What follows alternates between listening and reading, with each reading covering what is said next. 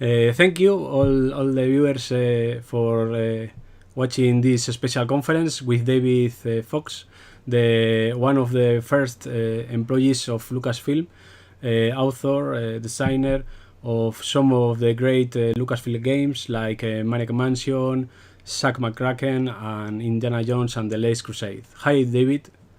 Hey there.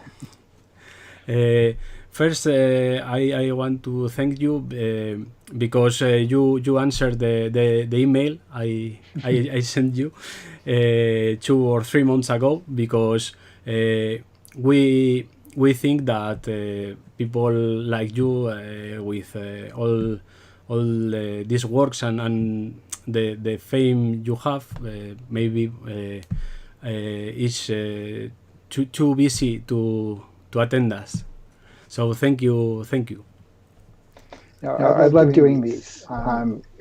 Back when we did the games in the 80s, we had no contact with anyone who bought our games. And so it's like delayed gratification. We finally get to meet people and meet the actual fans and talk to people and actually realize what the games meant to people. And back then there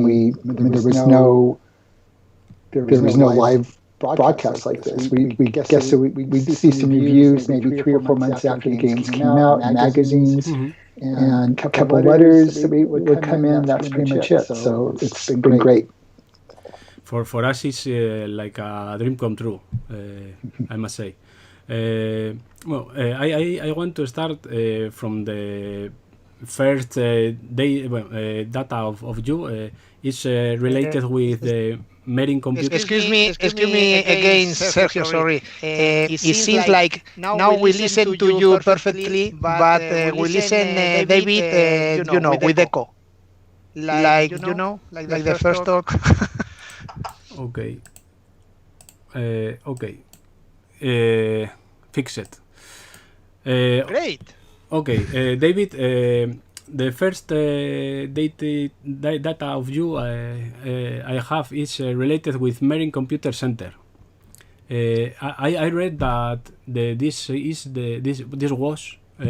the first free computer center where people could go to learn about computer science.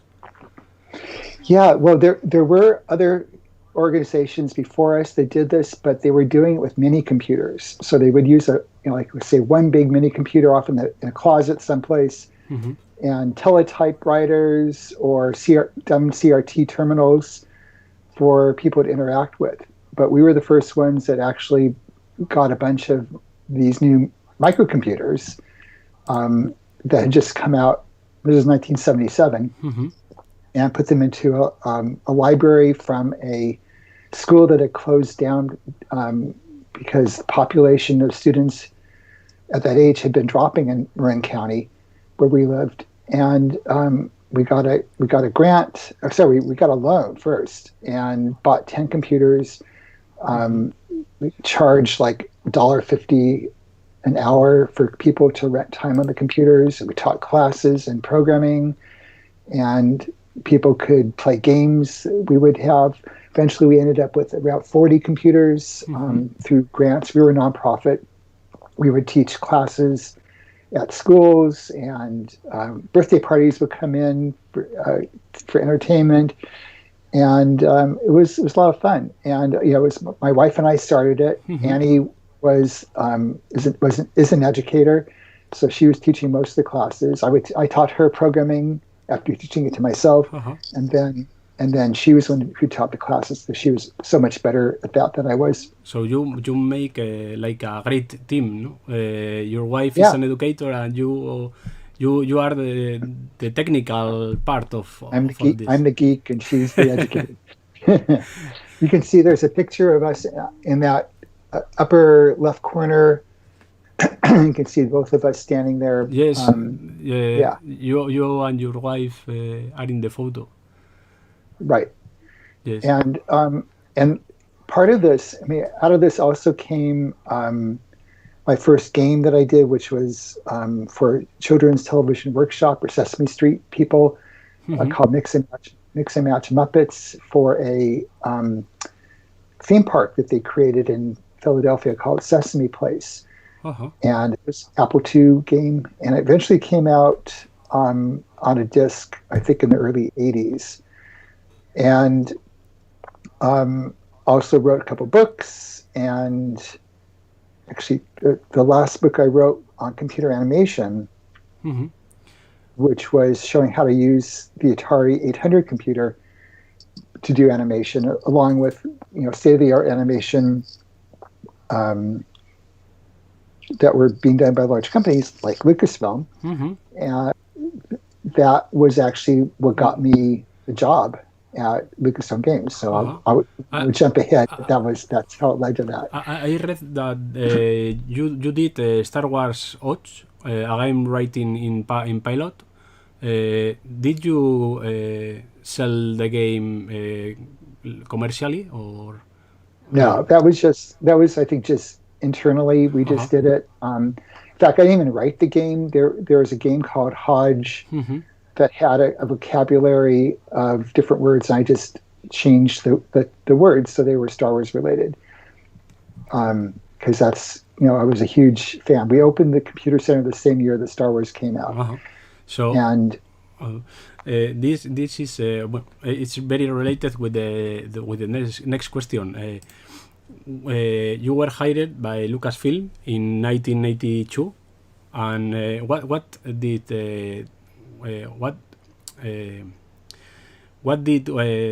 that process? How did that process? Yeah, well, so the computer book, Computer Animation Primer. When I was writing it and doing the research, I contacted Lucasfilm to ask whether I could interview people at the computer division, see what they're working on, and they were very gracious. They showed me around. They showed me their work on Star Trek II, Wrath of Khan, the Genesis Effect. I met Lauren Carpenter, who is the one who did the fractal landscapes fly-throughs for that sequence. We actually hung out at SIGGRAPH and spent a lot of time talking about future of computers and whether someday there might be home computers or personal computers that had more than 8 colors, and whether that was possible. And it was speculating what the right cost would be. It was just really fun. So then, around the time I finished the book, one of our members at the computer center, Gary Leo, who was working at Industrial Light and Magic, told me that he heard there was a new group being created at Lucasfilm, a new games group.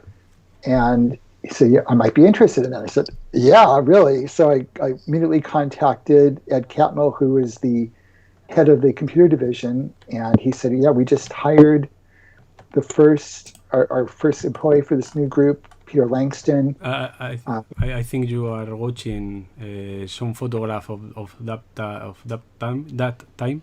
Yeah. So Peter's the one leaning on my chair, the white shirt, and he was going to start in 3 weeks. And as soon as he did, I got to interview, and it took a couple more months, and probably felt like another year or two, but finally he was ready to start bringing people on. I became the first outside person other than him, and really the third person in the group. So I say I was employee number 3 for Lucasfilm Games. It was called the Games Group at the time. So we were really a group within the computer division at first until we became our own division later on.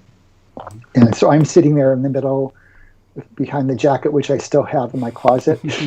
Yes, I saw on Twitter. Yeah. And Lauren Carpenter is to the right behind me with the beard. I got to share an office with him for the first 3 months while they were still preparing our space. And he ended up, that's how we ended up doing Restaurant Fractalist, because he was the fractal wizard. It's Gary Winnick on the far right, He was our first artist that got hired, and he did in Rescue on Fractalus, he did the animation, the Jaggy pop-up and the running animation. Then on the upper left is Charlie Kellner, and below that's David Levine. When you entered at Lucasfilm in that time, did you know that you couldn't make Star Wars games because Atari have the rights of it? Right. No, I mean, I assumed. In fact, part of the reason I wanted to work at Lucasfilm was because I wanted to figure that that's about as close as I could get to becoming in the Star Wars universe. And so I figured, okay, the first game I'm going to do is going to be a Star Wars game. And it wasn't in the very first few days I found out that the rights to Star Wars for computers was already sold. Atari had it for arcades, and Kenner/Parker Brothers had it for the home market. So we were pretty much unable to do anything Star Wars for the whole time. Most of the time I was there. It wasn't until the 90s. Yes, I read that the first title related with Star Wars made by LucasArts, it's from 1991. Right. Yes. And I was kind of out the door by then. I was still at Lucasfilm, but I was outside of the games group by then, outside of LucasArts. So Ballblazer, which you have up, was Dave Levine's game. I didn't really do anything with that game, other maybe than some moral support. But I think for a while, Dave and I shared an office, and we were both of us were told to do these kind of throwaway games, like experimental games that, just to kind of see how game production would go. And Rescue on Fractalus was my first attempt, and Ballblazer was his. And after several months, we got to a point where the games were fun and playable, and we said, hey, these are actually good games. This game was very impressive. I saw videos on YouTube, and it's very impressive.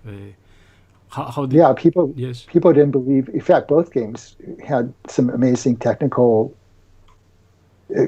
innovations. On Rescue, Lauren Carpenter did the fractal sequence. I mean, he didn't know anything about microcomputers, so he borrowed one of the Atari 800s and learned 6502 assembly and created a demo in about 2 or 3 days, and came back with a computer and a demo and said, look. And I said, whoa. So it was kind of a proof of concept. Yeah, you could actually have a 3D landscape. And Dave Levine did some amazing stuff with Ballblazer, where he was getting like 60 frames per second, mostly using the tricks of Atari's hardware for fine scrolling and shifting backgrounds around. And people, I remember for his game specifically, when we first showed it, people were looking under the table on the computer for a video disc player, thinking the whole thing was all being streamed from a video disc or something.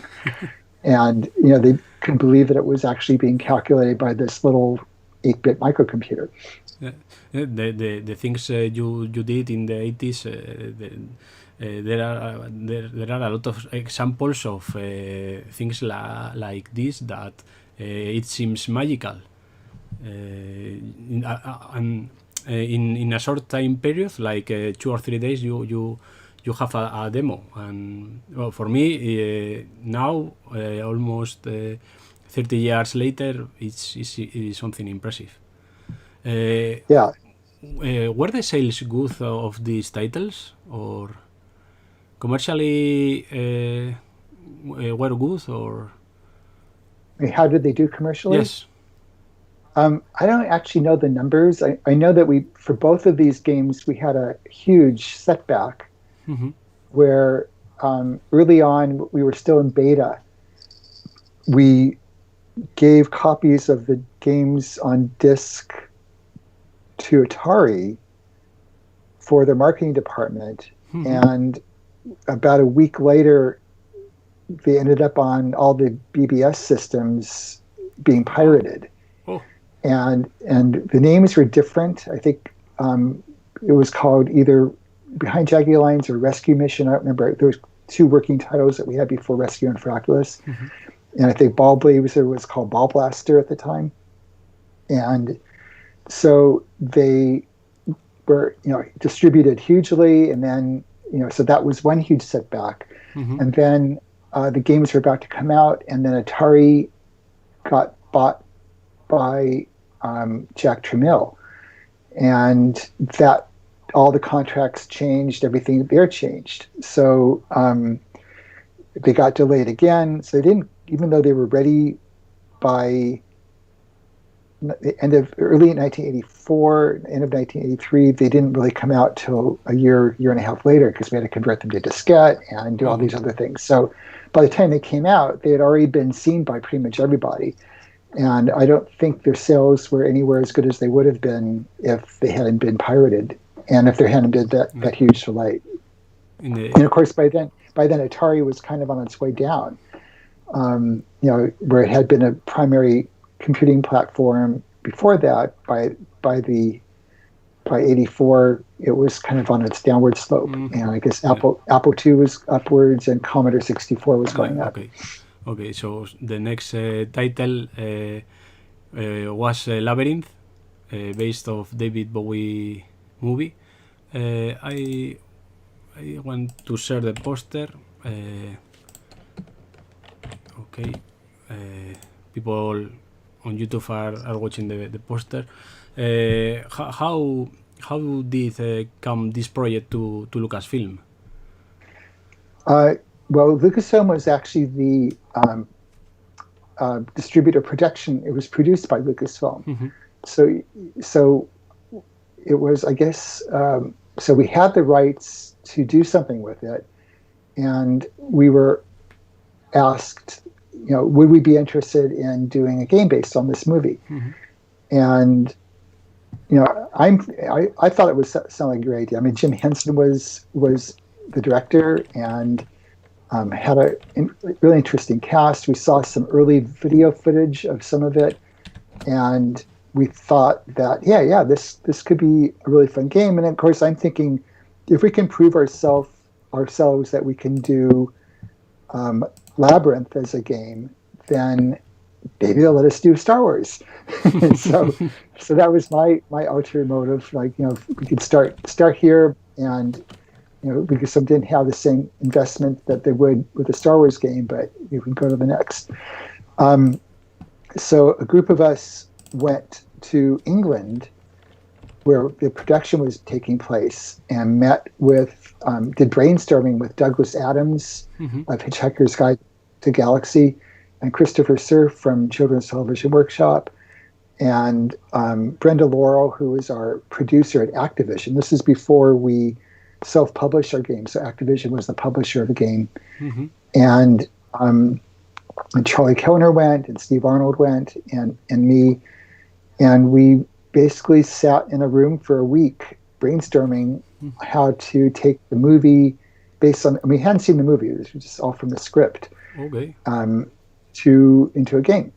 And that was amazing. I was totally intimidated. I mean, Douglas was super sweet and really funny, but he was just so quick and witty and brilliant that I was I figured it took me a while to actually be able to talk and contribute ideas. Mm-hmm. And I was taking all the notes, and I had to take all that back to California to figure out how to take all these great ideas and put them into a game that worked. And so I'm credited as the designer, and I was the project leader. Mm-hmm. Charlie was the technical director, did the bulk of the programming, and the whole, you're showing a text interface there. Yes, it's very. Come on. It's very curious that when you start the game, you see something like old graphic adventure. Well, graphic adventures, no. Text adventures, yes. Yeah. And suddenly the game came to something graphical with Right. that two wheels of verbs and actions, and you can match and make all the actions of the game. So that's the first adventure game. Yeah, well, Douglas's idea was, he was thinking of like, if this were, so thinking of the movie The Wizard of Oz, where the movie starts off grounded in our reality, but it was all black and white. And then when you enter Oz, everything becomes, big screen and full color. And so he was thinking, what if we did something like that, where we start off with what people are used to, which is a text adventure. And then, very shortly, you end up entering the movie and the world of Labyrinth, and then it turns into a graphic adventure. I call it a slot machine interface with kind of wheels of verbs and objects. We knew that we initially were looking at doing a text parser like the Sierra games had been doing, and realized that with the really tight schedule we were on, because we wanted to get this done around the time the movie launched, that just wasn't going to work. So we came up with, I think this is my idea, actually, to come up with a way where we chose the list of verbs you could use and let you scroll through them, and then the objects that were in the room. And then combine them to execute your sentence.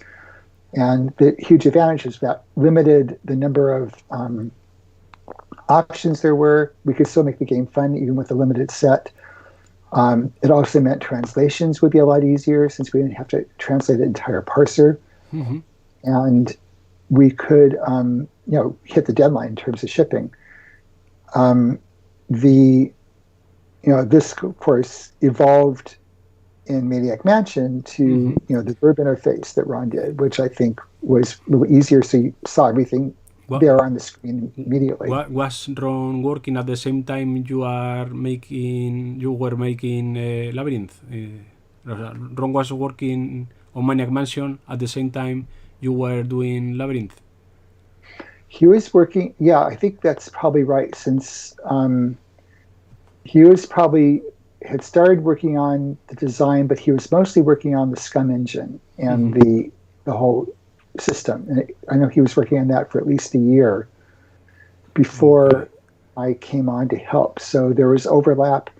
I don't know whether, I knew that he hated text parsers, and primarily because you end up with a whole metagame level of gameplay where you're trying to guess the parser. What is it the computer knows?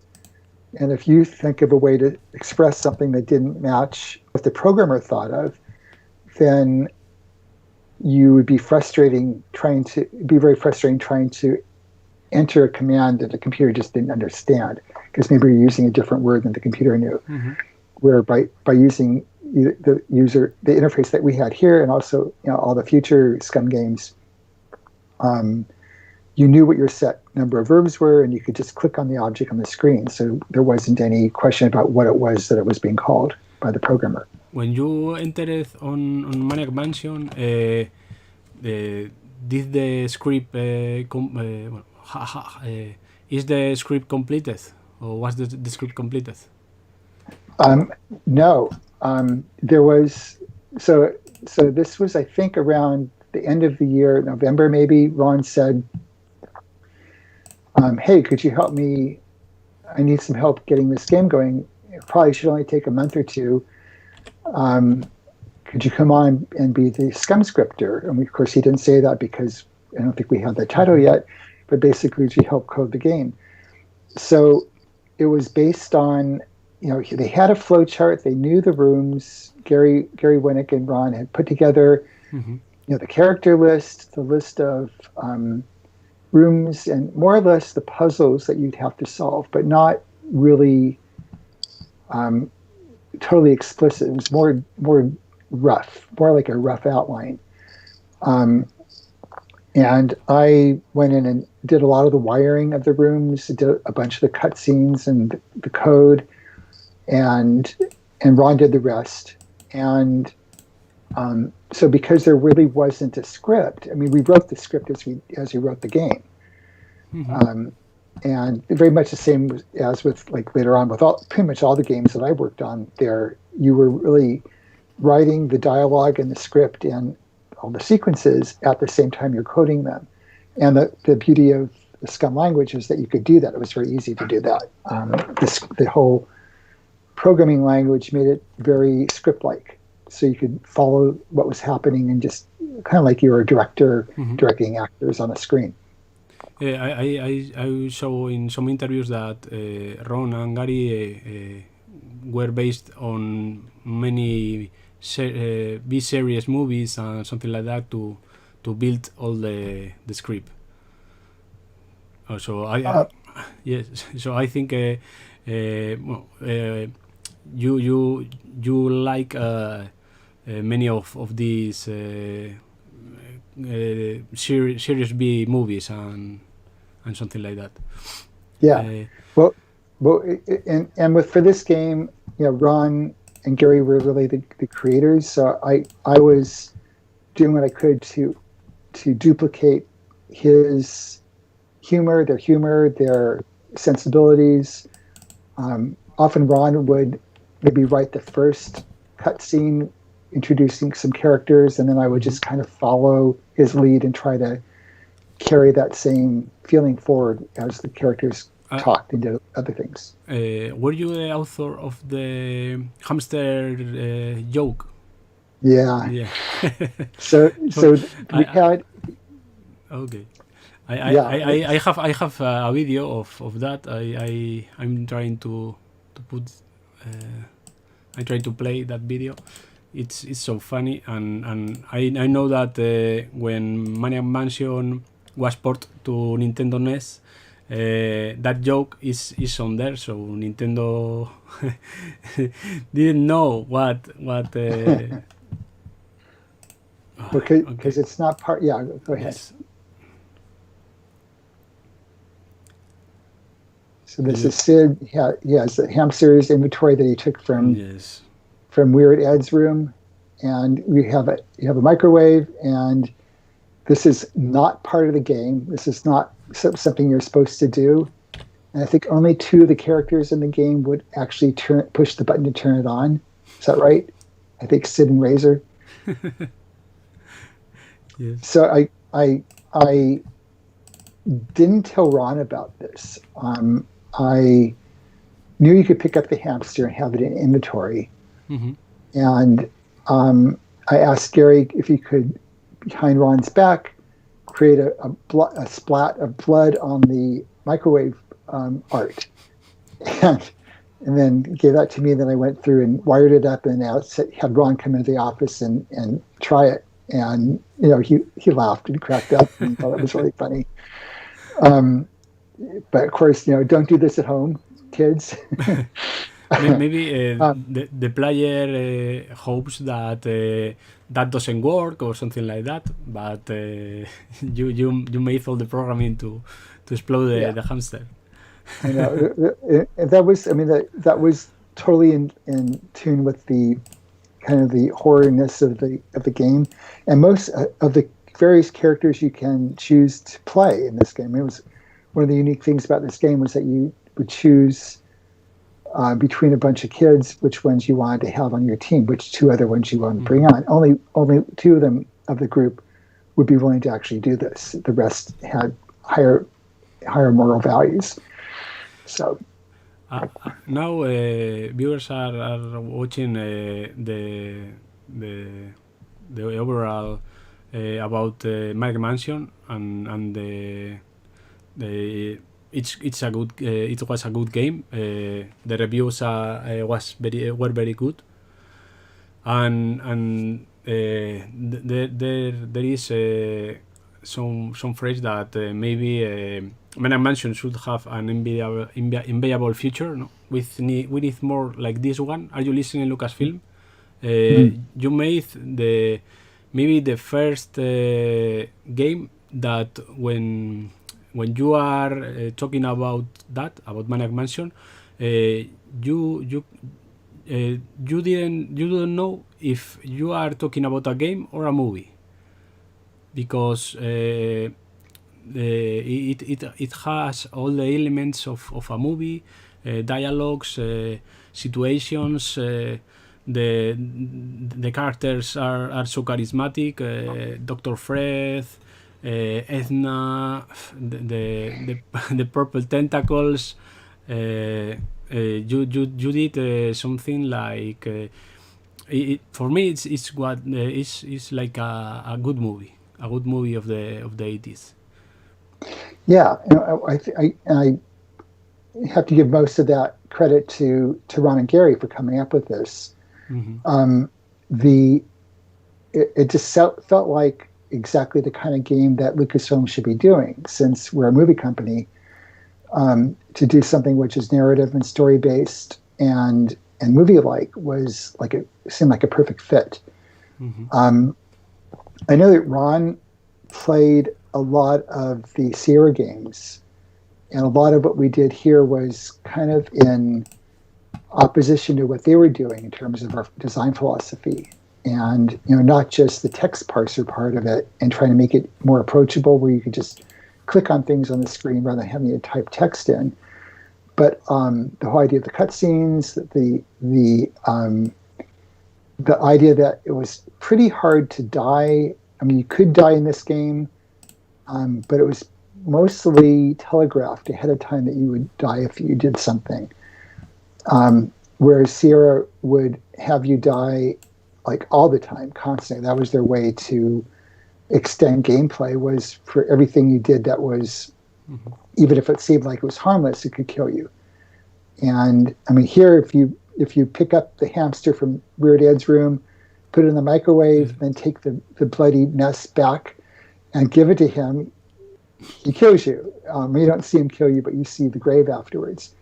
And that made sense. I mean, you probably would know ahead of time that he would not be very happy to get a bloody mess of a hamster back. So it wouldn't have been realistic for him not to do that. But we didn't want it to be arbitrary death. We didn't want it to be, deaths that felt like a sadistic programmer trying to make fun of you, as opposed to just, being focused on making the player enjoy themselves. Okay. And later, after Maniac Mansion, Lucasfilm launched your most personal game, Zak McKraken. Right. I tried to...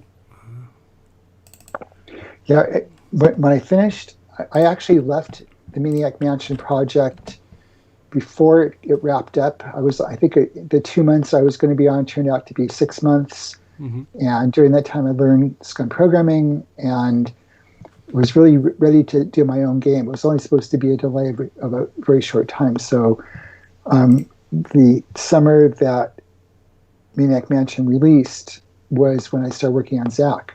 Mm-hmm. And I knew I wanted it to be kind of a new age game. I wanted it to be funny. I was tired of being stuck in a mansion for 6 months, yeah. And wanted to broaden the scope of the game. So the idea of being able to go over the planet and to Mars and into space seemed like a really good switch from that. Mm-hmm. I didn't want to deal with all the issues we had with being able to choose your character, how many different characters you could. It seemed like a great idea for Maniac Mansion, but the testing of having to make sure the game worked no matter what combination of mm-hmm. characters or kids you choose was a huge amount of debugging and testing. So in this game, I knew I wanted to switch characters, but I wanted it to be a set number of characters and put the energy into making it more. Well, it was a little more linear as a result. It wasn't quite as replayable as Maniac Mansion was, but I think the game might have been longer going straight through it as a result. And back then the goal was, get 30 or 40 hours of gameplay in there, and that was what the target was. I have one question about this, because this title was not released in Spain, for example, and I read the why not. For example, this Zak and Maniac Mansion were not released in Spain at the time when the titles were launched. I read that the first game we had in Spain was Indiana Jones and the Last Crusade, and when the sales of that title were good, the distributor in Spain saw your portfolio, and we they had to choose one, so they choose Maniac Mansion. So Zak wasn't be released in Spain. Yeah, I don't know why. I think one of the reasons why our games did so well in Europe compared to here, in fact, I think in some ways they were way more popular in Europe, was because we had really great localizations. We would work with people who were brilliant at translating in a way which kept the original tone and was authentic to the original intent. And whereas I believe Sierra had a much harder time, either they weren't marketing it in Europe, or if they were, they weren't doing localization, and probably because it was much harder to localize their parser than it was for us to do it. And so we kind of were selling into a vacuum where they just didn't have the same popularity that the Sierra games were in the United States. Sierra was selling like maybe 10 times as many games as we were for every game that we launched, in terms of the adventure games. So I don't know. I was kind of out of the loop for all the translation stuff. By the time we did Zak, we ended up having enough people within our group where we could have one person or two people be the, separate people from the people who did the original design, manage the translations.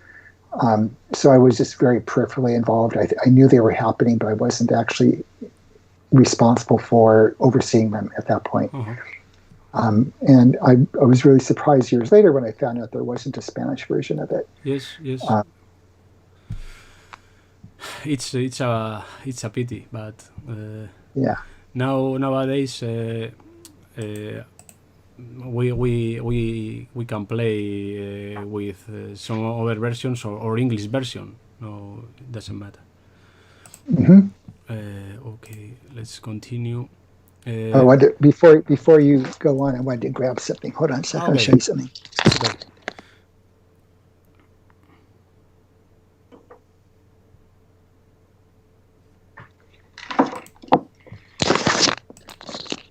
Yeah, Zak, of the games I made, people always really love it. It's like when I went to Italy, they gave me this, which was a model of one of the components. And a friend in Germany made this. It's a 3D printed version of Zak. And more recently, another friend from Italy gave me this, which is 3D. Yes, they are great. So you have a lot of fans. Yes, and I appreciate you guys for all this. Anyway, when you did Zak and Maniac Mansion, were you working at the Skywalker Ranch? Yes. And could you tell us why why did you go there? Well, we were renting space before that. We were renting space in San Rafael, kind of near where ILM was. Mm-hmm. And at the same time we were there, they were building the ranch. And I think they gave us the choice: did we want to go there? And we all were really enthusiastic about moving out to the ranch. So as soon as it was complete, which would have been, I believe, after Labyrinth, so all of Maniac Mansion was done at the ranch. Mm-hmm. And we had our own building, and I think when we moved there might have been 15 or 20 of us.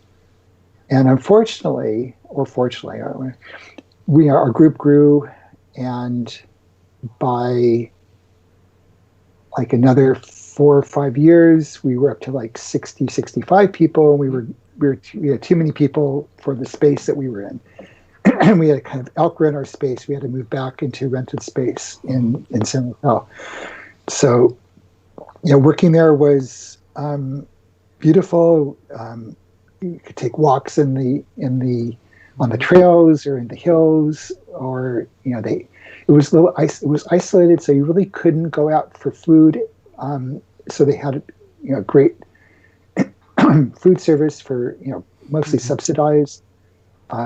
You could bring your lunch there, and during crunch time, when we were working on the project, I would load my plate up for lunch and then take it back and eat the other half for dinner.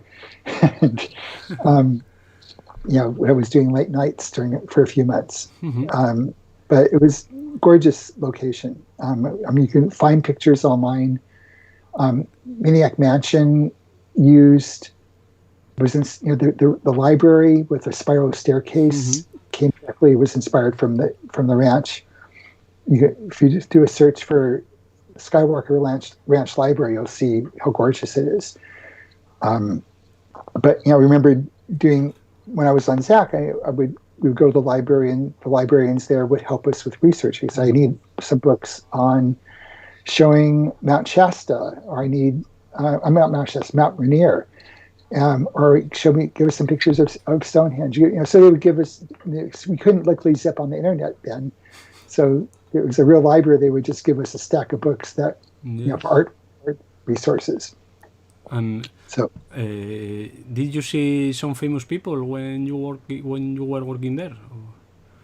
Yeah, there was kind of this known ethic or culture that if you see someone famous, it's okay to smile, but don't approach. Mm-hmm.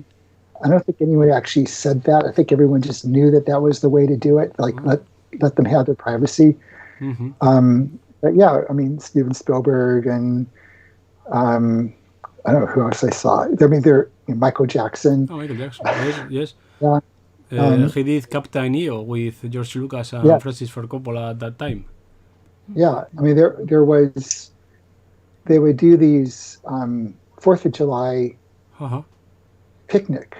So the whole company would be invited to the ranch on a weekend with their families. Mm-hmm. They'd have games. They'd have contests. They'd have service food. There was an ice cream gelato truck.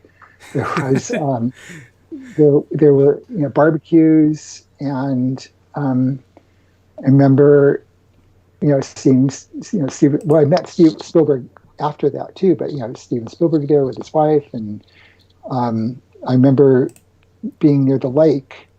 It's called Lake Ewok, and looking to my side there, and 4 feet away from me was this guy with a face mask and gloves on. I said, "Oh, that's Michael Jackson," and it was. But people were not talking to him, and it was the same kind of, I guess, assumption that people, stars or people who were famous wanted their privacy and were not open to that. So people were pretty respectful. I think maybe that came from people knowing that George was not You don't go up to George and just start talking with him either. You know, if he waves and says hi, that's nice, but you generally didn't try to corner people. So just kind of maybe some respect. Oh, what a fantastic 4th of July. Yeah. And do you know if George or some of these people played Maniac Mansion and these games? This is related because the next game you did was Indiana Jones and the Last Crusade, directed by the film was directed by Steven Spielberg. So I think that Steven or someone have played some of your games. Well, George was not a game player as far as I know. I mean, I got to demo Rescue on Fractalus to him. You know, it was like, because it was one of the first 2 games, and he actually was in my office for like 20 minutes and gave him the joystick, and he was flying around in the game. Gave me some really great feedback, including the idea of adding tension by having this Jaggy monster pop up. But after that, he never really, he might have come and gotten a demo of games, but I don't think he was actually a player. But Steven Spielberg loved games, so I don't know if he played the games prior to Last Crusade. He might have, but obviously with that one, I mean, there was an early meeting with Ron Gilbert, Noah Falstein, and myself, who were the designers and co-project leaders on this game, where we met with Steven Spielberg and George Lucas to ask them kind of what permissions we had on what could we do. You know, could we kill Indy? Could we go outside the constraints of the movie? And Spielberg was, yeah, for sure, you can kill him, we don't care. And you take it to South America if you want, do anything you want. So he was kind of trying to enlarge the scope in a way which was probably beyond what we could do during the short time we had to create this. I think we had about maybe 6 or 7 months to build the game, which is really short. That's why all 3 of us were on it. So you have to release the game at the same time with the movie. Okay. That was the hope, and we were probably a month or 2 late. We built the game based on the script, and I don't know if we saw any action sequences. We did see some, photography from the set, showing us what they look like, and we did a lot of research. Sometimes we had to go and do research that of images that were not given to us yet. Maybe they hadn't been put into the film, so it was difficult. But we got enough of an overview so we could make that work. As a result, there were at least one sequence in the game that was in the original script that got cut from the movie, which is a whole sequence with the radio operator and the Zeppelin. Oh, okay, yes. I remember. And that was in the script originally, where I think he beats up the radio operator to keep him from sending a message to that India was on board. And there's this weird sequence in the movie when Indy and his father Henry were entering the vast area of the Zeppelin, running away from the Nazis and trying to get to the biplane, where Indy says, "Wow, I didn't think they'd find out that fast," or something about I didn't think they'd find the damaged radio so quickly. And that makes no sense in the movie because there is no damaged radio. We don't see a scene of Indy damaging the radio, but in the movie original script, he did. And so that was kind of funny. I had forgotten that when I rewatched the movie a couple years ago and said, "Oh, okay, now I remember that now." For me, I played Indiana Jones and the Last Crusade video game before I watched the movie. So for me, the video game is better because there are some situations that you can choose your path. You can go to the Zeppelin or take the plane and something like that. For me, it's a very special game. I have my clue book because I was at that time around 10 years old. So for me, and if you, I don't know if the viewers can see, but there is something. Well, all the book is in red, so you have to use a piece of red plastic, right, to revelate the content. So this game was has also some questions and codes that you have to write well, because if you don't, the game is in demo mode or something like that. Yes. Right. Yeah. So you in that time you wrote an anti-piracy code. Say it again. In that time, for Indiana Jones, you wrote an anti-piracy code, anti-piracy methods. Right. Yes. Right. Yeah. Well, I know we did that. I don't remember what we did for this one. I know we did that for Zak McKraken, literally, where if you enter there's a key code you have to enter every time a security code every time you do international travel. And if you enter the wrong code like 5 times or 3 times in a row, you get taken to pirate jail. And the jail keeper lectures you about piracy in games. And that, of course, that was directly from the emotion that we had back when Rescue on Frackless and Ballblazer were pirated. So we were very aware that people were going to hack it, and we just wanted them to not do that if possible. So yeah, I haven't played this game for a really long time, so I don't know if I could play it without the hint book at this point. I probably need the hint book too. And also that this game was different in a lot of ways because we were so tight on time.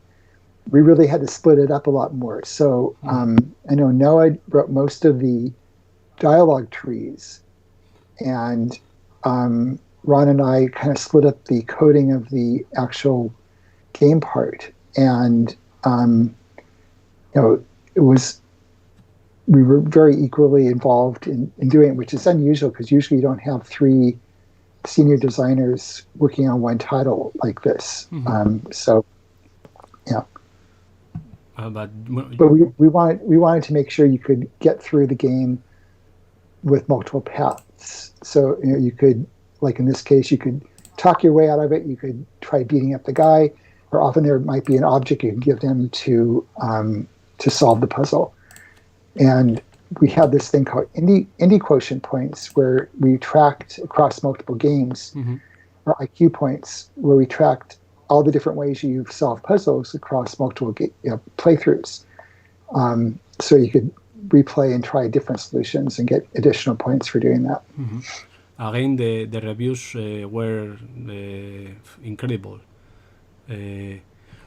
But I saw something that I'm very surprised about that Sierra Games sold more games than Lucas, and I don't understand that. I think it was because, well, I don't know if that's true. Like I said, I don't think that's true in Europe. It's definitely true in the United States. Partly, I think they had started doing these games years before we did. I remember having Sierra Games at the computer center that we ran. Early versions on the Apple II with graphic, line draw.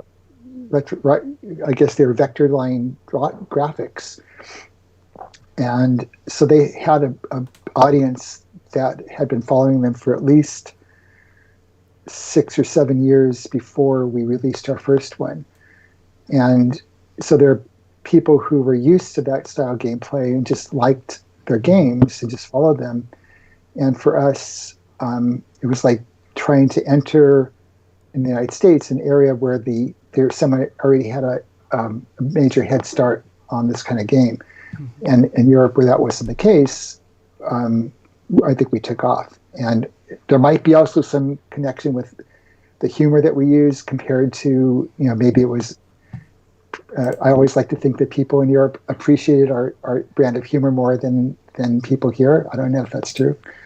I find it interesting still that Zak McKraken was so popular in Germany. And, there were a bunch of fan-created sequels that were done in Germany, but nowhere else. So it just kind of showed the level of support we got, which was great. And after that game, you left that programming function and designer function to become a operator, the director of operations. I think. Yes. So after. Yes. So by the time we finished Last Crusade, that's around the time we had to move back, leave the ranch. We had grown quite a bit. We were at the point everyone was reporting to our general manager Steve Arnold, and it was just kind of untenable. So he asked me if I could be director of operations for a year, to add some more structure to the group, hire middle people, like head of the art department and a head of customer support and head of technical quality assurance. And I would also the programmers and designers were going to report to me for that period, and just add some more hierarchy in there. And then he said after a year, I could find someone to replace myself after I kind of built the infrastructure up, and go on to do a location-based entertainment project, which is really my true love. What I really wanted to be working on was something much more immersive. And he kept his promise. After a year of doing operations, I brought in Lucy Bradshaw, who became the new director of operations, and then I got to work on this new project called for a new group called Rebel Arts and Technology, with very small kind of skunkworks group of like 5 or 6 of us, doing theme park style entertainment. And that was super fun. Unfortunately, it didn't last more than 2 years, and the project got closed down. That's when I left the company. Okay. So then you went to rocket science. I think that yes, rocket science company or rocket science games. I thought that with virtual reality, I figured virtual reality was going to happen. That we'd have all this location-based stuff happening in the early '90s, and it was just too early. So after trying to do that on my own for about a year, I heard that Brian Moriarty had gone to Rocket Science Games. Yes, so I joined soon after he did, and I was there for about a year and a half. Worked on one game which was totally outside my I have area. I have a video. It's a product of that time. It was Cadillac and Dinosaurs, Second Coming. Right. This so this is it was based on a comic graphic novel. Yes, and it's like an interactive movie. Yes, it's basically using streaming technology, streaming off of a CD-ROM. The first version was on Sega CD, and we had some brilliant technology people there who were the ones who created QuickTime for Apple and the codecs that allowed you to squeeze video into relatively low amount of data. But this is basically a shoot 'em up, which was, as you could see from most of the games I played, other than Rescue that I created, was really not my genre. And then the game that I actually had designed had maybe 5 or 6 different types of gameplay, and they realized that they just didn't have the time or budget to do everything I wanted to do. So it got squeezed down to like essentially 1 or 2 times the gameplay. And it was not my favorite game of the ones I did. I mean, it looks pretty there, but it just didn't have the depth. And that was not a fun time actually for me. When I left the company, I was really happy to be back on my own and do other stuff. So I actually was looking at gaming, interactive stuff with multiplayer thing, internet-based games. I worked for a company called Live World for 4 years doing online community, and I got to do a couple other location-based projects for periods of time, and got to do some consulting for Disney, working with Jonathan Ackley, who was a LucasArts game designer earlier, to do some overlay games at Disney parks. And very interesting. Annie and I got to do designs for games at Hong Kong Disneyland, and also for Tokyo Disney Sea, which actually that one got implemented. It's still running. If you can ever get back to the park. after we hope so. Yeah. And then the Rube Goldberg game I did 6 years ago, based on Rube Goldberg, the cartoonist's Chain Reaction Machine cartoons, and that came out in 2013 for mobile and desktop, called RubeWorks. And actually what I'm working on now is the virtual reality version of that. So that's my current, because we did it in Unity. It isn't all that difficult to convert it to work in VR. So you can look at my Twitter stream and see some test video or some example video of how that's running. And then the other super fun project I did, obviously, was the Bowie Park. Yes, I want to talk about that, because we, for example, Ron and Gary are the most important people, or the people when you read about Thimbleweed Park, you always see their names, but you are there, and it's like a reunion between all of you, and for example, I think that Thimbleweed Park is like Maniac Mansion, but 30 years later. It has the magic, the atmosphere, all the town is at night. For me, it's very special. Yeah, and very much like with Maniac Mansion, Ron and Gary got together first and came up with the idea and did the Kickstarter. And I was peripherally involved during the time they were preparing the Kickstarter, where I got to look at some of what they were planning to do. And I told Ron that, hey, if there's ever a chance for me to be a part of this, count me in. So once they met their funding goal, like in a few days, and then started going way over that, they announced that both myself and Mark Ferrari were going to come on board to work on the project. And it was, I remember the first time we had a brainstorming session, it's me and Ron and Gary. I was a little nervous that we wouldn't have the same chemistry and the same ability that we had 30 years earlier. And after like 5 or 10 minutes, all that kind of vanished, and it was like we're right back in the groove and having fun, and it just clicked, and it's almost like no time had passed. And the whole project itself, we were all doing this remotely.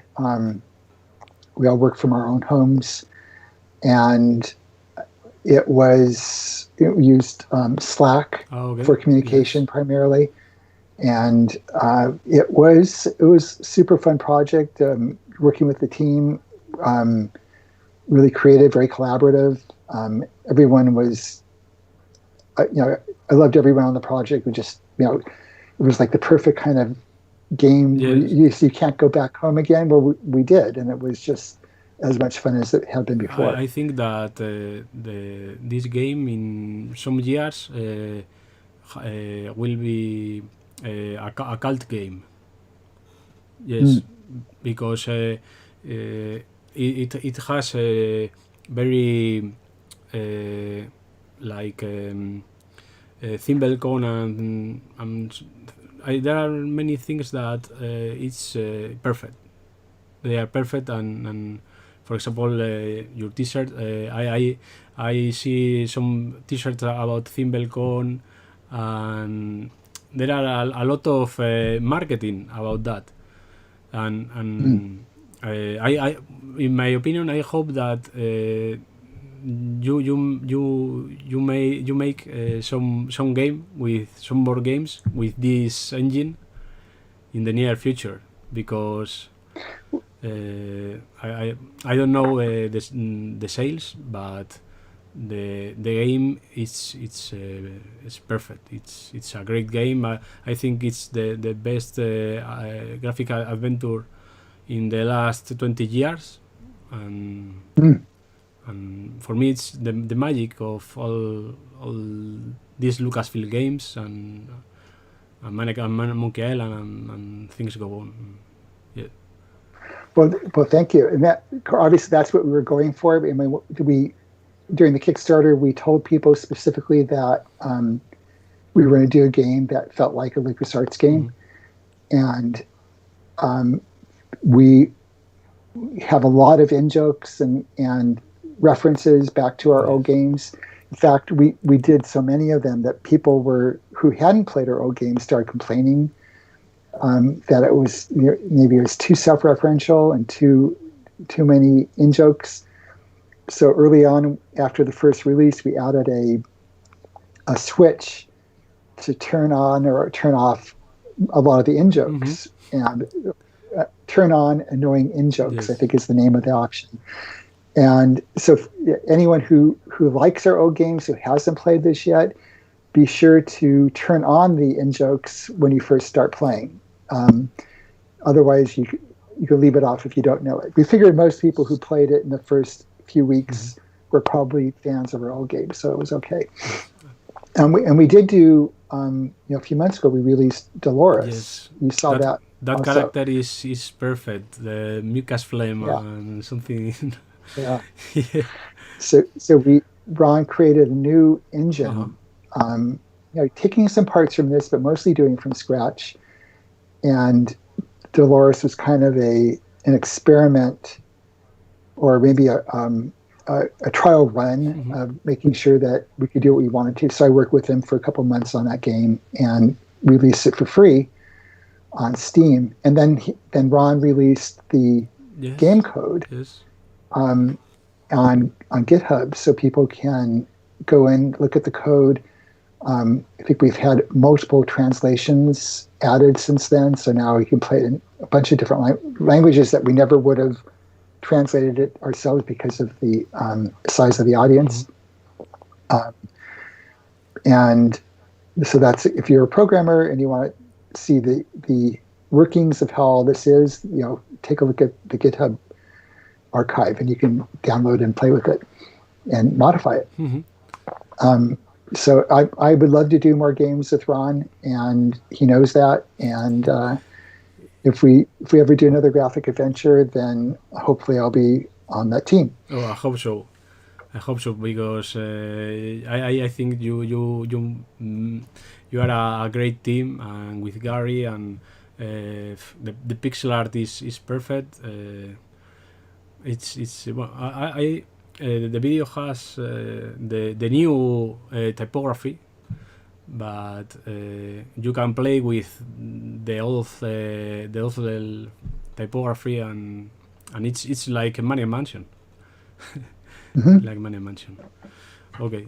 Yeah. So for the moment, you are not working in any new game. Not right now. No. Other than the Rubrics Okay. game. The Rube Goldberg game is my primary project, but I don't have a. I do not have a game with ROM that I'm working on now. Okay. And if I could, if I was, I probably the couldn't fans tell you. want to know it that. Okay.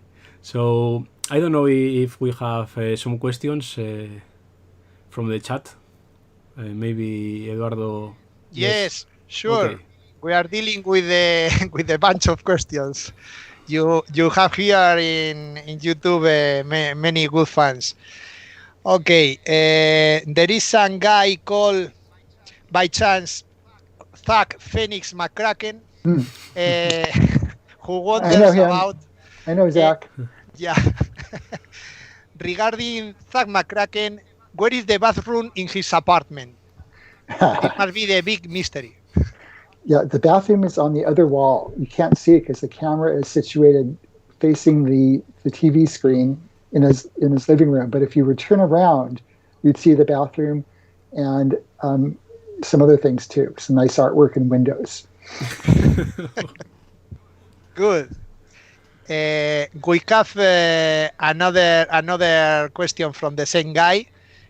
Could you tell us the genesis of Dolores Thimbleweed Park story? The genesis. The genesis of the Thimbleweed Park story? I don't actually know exactly. That was Ron and Gary. Basically, I think they threw out, this is before I was on the project, so they were spending some time brainstorming and came up with maybe a dozen different possible game ideas and scenarios, and they ended up taking two or three of them and kind of mushing them together and to what became Thimbleweed Park. So I think there was some character thing with Ransom the Clown was probably in one concept of one story, and there are a couple other things, and they just kind of combined them, and that's what it turned into. I think they knew pretty early on that they wanted to do something that had a Twin Peaks vibe to it. Ron had not watched the X-Files, so even though there are two agents and people keep on saying this looks like Scully and Fox, Scully and Mulder, that wasn't the intent, because he didn't even know that series. So it's more Twin Peaks with some FBI guys in it, or federal agents. We never say they're FBI. More questions. Yeah, more questions. Entebras asks, did the Lucasfilm staff give the code or any resources of any of their games to the Japanese guys who ported them to the Japanese computers, MSX, FM, SARP, X1? Yes, except that I believe that the FM Towns versions were done in-house. So as opposed to us giving them the code, I believe we had Doug Crockford was in charge of those projects, and we had a small in-house team. We got one of their computers, and they did the port themselves, and was already working on Windows, not Windows, but on DOS type computers, and so really the port was primarily getting it up to 256 colors using Redbook CD audio, which means you're rather than streaming audio, you're playing it directly from the CD in segments for the background music. And I think they had to do a separate version where the artwork was more anime style for the Japanese audience. So I think if you look at the two versions, there's a Japanese release with the Japanese text. They may have done. I assume they must have done the translations there. I don't think we did that in house. I don't think they did the code there, though. They might have. They might have done it. And if they did do some of the Japanese code, then they would have released the whole environment to them to do that. But again, this is fortunately, in the old days, you do a game, then you're stuck for 2 years managing ports to other titles, and that gets really boring. So by the time we did these games, we had a big enough team where we could turn the ports over to other team members to do, other people, and we can go on and do new games. Okay. We have Melissa. Melissa says, I read literally. First, lot of love and respect from Istanbul, Turkey. Thanks for contributing such wonders to the gaming world. This is the introduction. And the question is, what inspired you behind Zak McKraken? How did it all come about? I knew I wanted to do something that was kind of a new age game. That's something that I've always really been interested in, really, for real. Like, anything from, science fiction-y stuff to ancient aliens to mystical things. And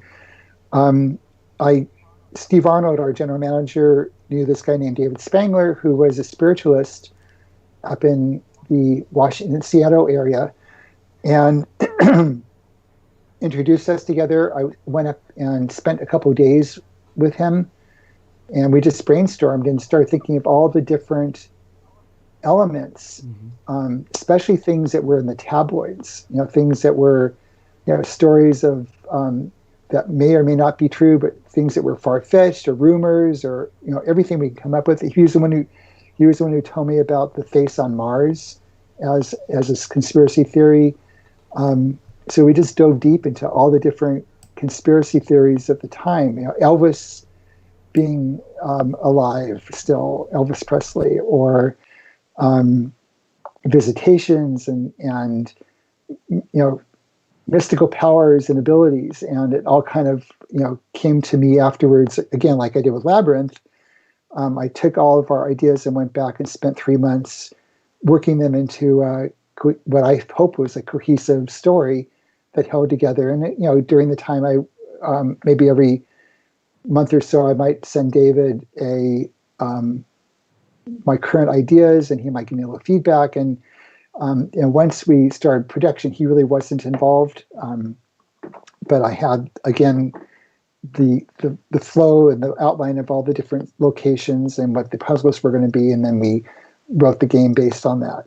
But I would always watch those shows or movies, and was always intrigued with that. So that might be why that was probably one of my favorite games, because I had a true passion for that topic, and wanted to treat it with fun. I don't want it to get heavy and significant. I just wanted to be kind of quirky and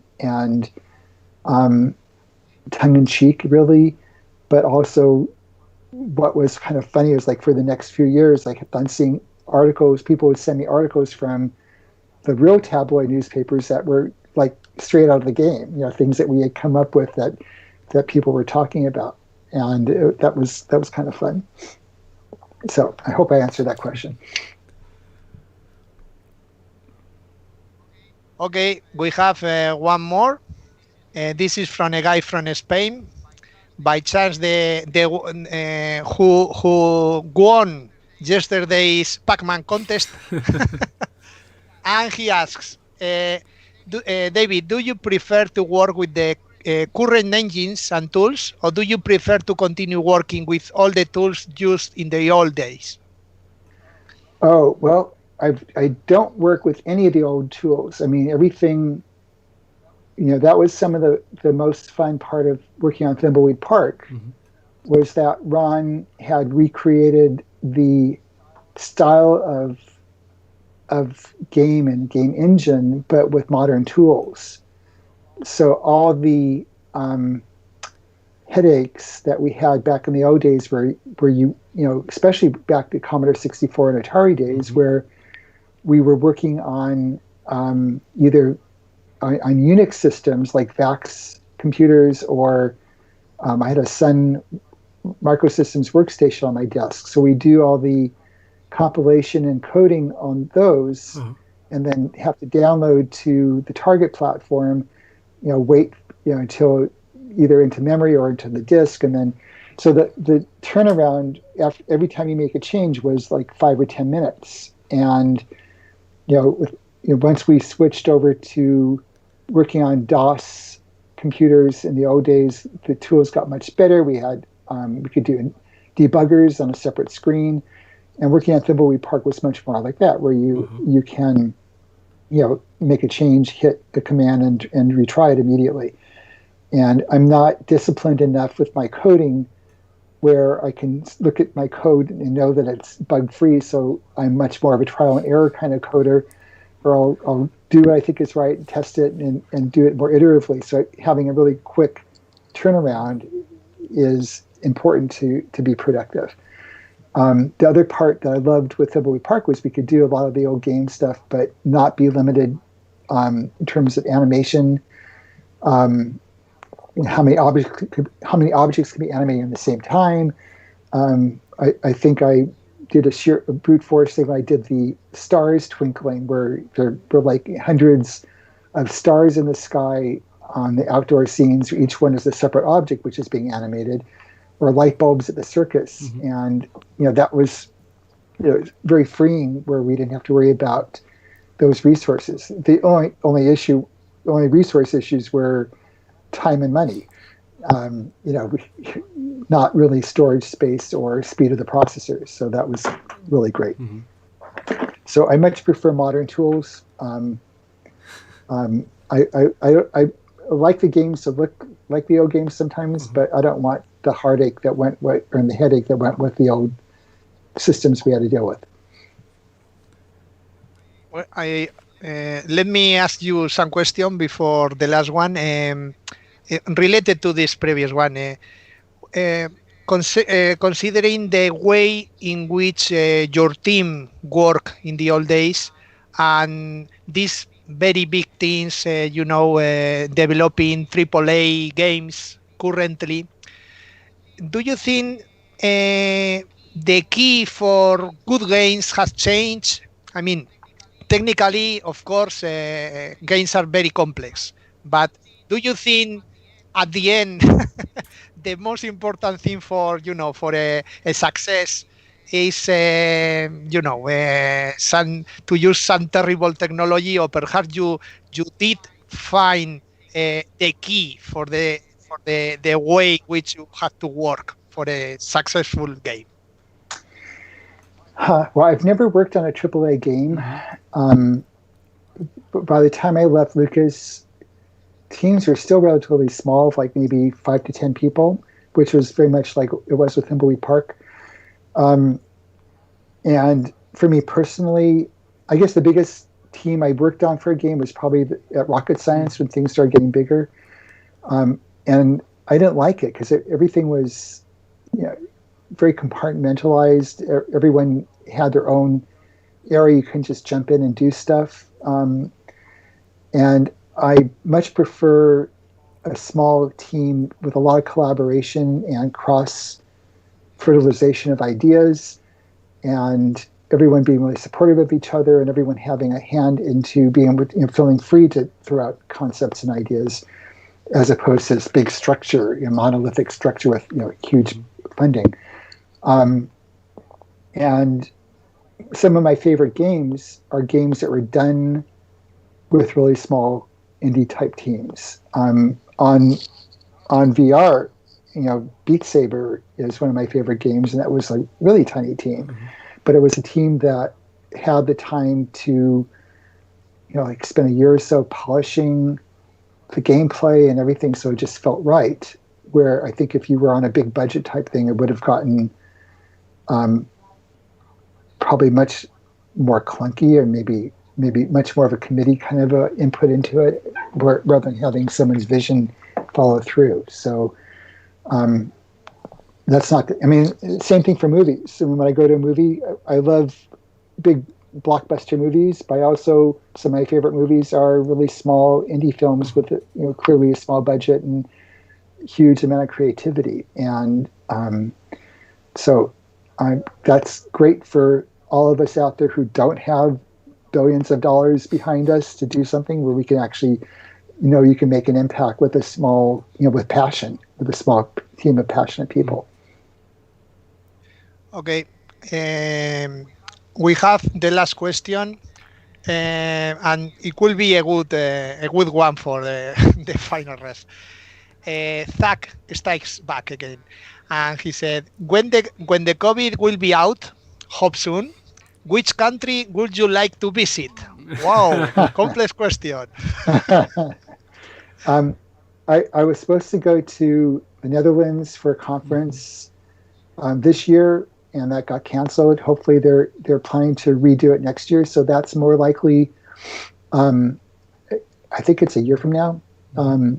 That's the most likely place I'll be next. But if I do go, I would love to go back to Italy because I had a blast there. I've never been to Spain, and that's definitely on our list. And last year I was in Germany too with Annie and got to speak at DevCon and had a blast there. So we were thinking originally that we would go to the Netherlands and then make a side trip to Belgium and go and to England again. And who knows? I mean, I right now, this is the next best thing. Visiting. I think I've probably traveled a lot more in the last month virtually than I would have otherwise. But it's not nowhere near the same as being there. And I love tasting different kinds of food, and that's something I can't do here. If someone can do a Zoom food tech add-on or something, that would be great. Where I can just reach in and get some food from you guys.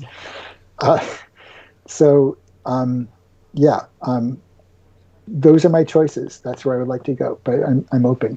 I was also in Poland last year for a short time. So giving. It's because it's been the 25 or 30th anniversary of a bunch of these old games. There are a bunch of retro gaming conferences where I got to come and give talks and meet people who love the games, and that's been a blast. So hopefully I could do that again. And I want to say that too. If you had a question for me, or you see the stream afterwards and you haven't been able to do it, just send me a message on Twitter, and I'm at David B. Fox on Twitter, and I'm usually very responsive. If I see it, I don't get it. I don't have enough followers that it becomes overwhelming, so I'm usually very responsive of answering and responding to people. Yeah, we already gave these guys your Twitter. Yeah, so you will have questions for sure. Just to finish with my part, it's impossible to express the tens of thank yous, and you make my day, and people were very happy with your talk. So thank you from their part. Okay. Thank you. And hope your conference went really well. Thank you, David. Thank you. I have one last question. Because I read that the secret of Monkey Island it's something that no one knows, but I think that you, Ron, and someone else know something about it. And my question is, during the development of Thimbleweed Park, have you talk about a new Monkey Island game with Ron if Disney gives you the rights to do that? Ron, my understanding from Ron is that he wouldn't do another game where he didn't own the game outright. Mm-hmm. So even if Disney said, you can license the property from us for this amount of money, I don't know that he'd be interested in doing it since he wouldn't have control of it still. Mm-hmm. I'm less concerned about that. if we got the rights to do a Zak McKraken sequel and Disney still owned it, that would still be interesting to me. I would be open to that. Good to know. Yeah, and who knows? It may happen. I don't know if I how involved I'd be, but I would hope to at least be on the creative side of it, as opposed to if I wasn't actually coding it. So that'd be something that'd be of interest. And I don't actually know the secret of Monkey Island. I think I do, but Ron wouldn't even tell me what it was. So he's very close-lipped about that. Okay. For my part, there no more questions. So Edu, any more questions in the chat? No, I think the only thing is just to thank you again, and you will only hear two guys clapping, but imagine there are some tens of people from our part. Thank you. Okay. All right. Thank you. Thank you very much. So RetroEuskal continue tomorrow. So we will have a tournament and another conference about Destroyer. So stay with us. Thank you very much. Thank you, David. Thank you. Bye. See ya.